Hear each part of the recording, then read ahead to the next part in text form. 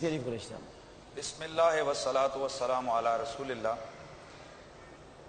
قرآن مجید برہان رشید نے ہماری یہ رہنمائی فرمائی ہے کہ بہت سارے ایسے لوگ جو دور رسالت مآب میں تھے، کلمہ پڑھتے تھے، لیکن ان کی ایکٹیویٹیز مشن رسالت کے خلاف تھیں۔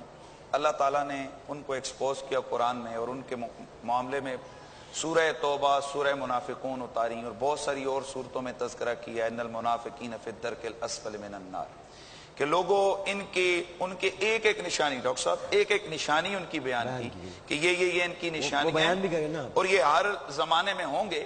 لہذا تم نے ان کی سب سے بڑی نشانی تو یہ کہ جو بخاری شریف کے اندر حضرت عبداللہ بن عمر آپ نے فرمایا، بلکہ میں اس طرف آ رہا ہوں، جو قرآن مجید نے منافقوں کی جو نشانیاں بیان کی، ان میں پہلی نشانی یہ ہے کہ جس وقت ان کو کہا جائے گا تعالوا الی ما انزل اللہ علی الرسول رأیت المنافقین یصدون عنک صدودا، کہ یہ ہمیشہ نبی سے ٹکر میں رہے، نبی کی عظمت کے خلاف کو بولیں گے، نبی کے علم کے خلاف ہوں گے، نبی کی شان کے خلاف ہوں گے۔ ان کے ظاہر اور اگر باطن، یہ منافقوں کی بات میں کر رہا ہوں۔ اب یہ اللہ تعالیٰ نے کلمہ پڑھنے والوں کا، قرآن پڑھنے والوں کا مائنڈ یہ سمجھایا قرآن کی صورتیں اور آیتیں بھیج کر، کہ صرف کلمے کو نہیں دیکھنا، ان کے حالات، معاملات، نظریات، اعتقادات، اٹھک بیٹھک کو دیکھنا۔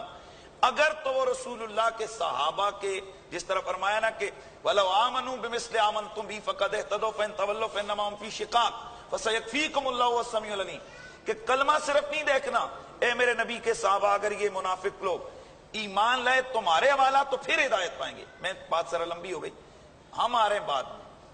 یہ ایک منافق تھے، یعنی مسلمانوں کا ذہن بنایا گیا کہ صرف کلمے کو نہیں دیکھنا، کلمہ پڑھنے والے بھی کچھ ایسے ہو سکتے ہیں جو جہنم کے سب سے نچلے درجے میں جائیں۔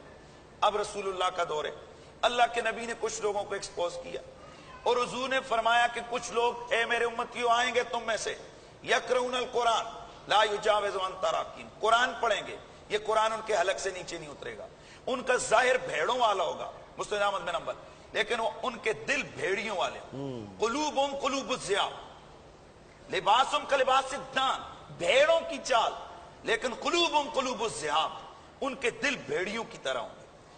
اب وہ کریں گے کیا؟ میرے نبی نے ان کی بہت ساری نشانیاں بیان کی۔ ان کی عمریں بہت بڑی نہیں ہوگی، درمیانی عمر والے ہوں گے۔ مشمر الازار، شلواریں ان کی اکثر اوپر کو لٹکی ہوئی ہوں۔ مشرف الوجنتین، ان کے موٹے پارے جسم، کھوکھیں باہر نکلی ہوں گی، آنکھیں اندر کو دھنسی ہوئی ہوں گی۔ اور ان میں سے بڑی جو اہم ترین بات ہے، قص اللحیہ، ان کی داڑیاں بہت گھنی اور لمبی ہوں گی، ہر بات پر قرآن کی بات کریں گے۔ اور میرے نبی نے فرمایا میرے صحابہ تم بھی اگر ان کو دیکھو تو تم اپنی نمازیں ان کی نمازوں سے کم سمجھو، لیکن آگے فرمایا وہ ہوں گے کون؟ یمرق من الدین کما یمرق السهم، اس کے حدیث کے بہت سارے اور الفاظ میں وہ دین سے اس طرح نکلے ہوئے اور خارج ہوں گے، دین سے اس طرح خارج ہوں گے کہ جس طرح تیر چھید کرتا ہوا شکار سے پار چلا جاتا ہے، اس کے ساتھ کچھ نہیں ہوتا، اس طرح دین نام کی ان میں چیز کوئی نہیں ہوگی۔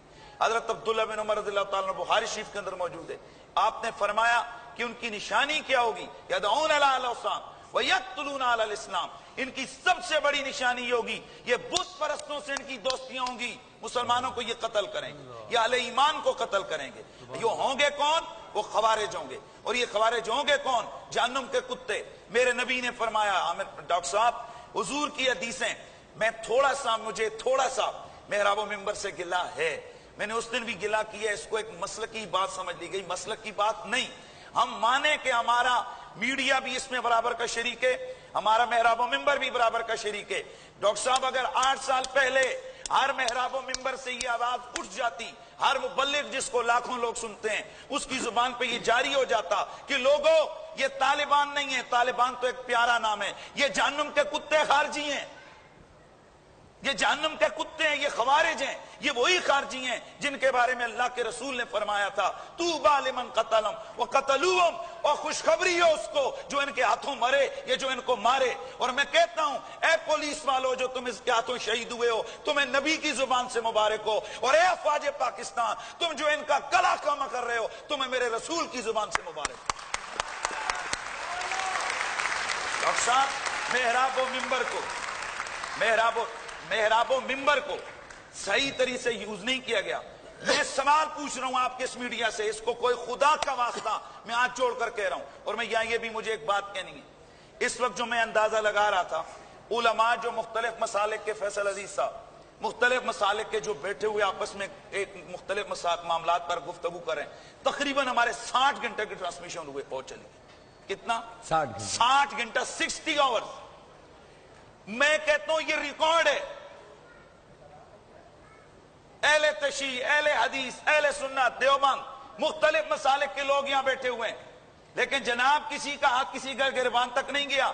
لفظوں میں اگر ہلکی پھلکی تلخی ہوئی تو وہیں پہ ختم ہو گئی.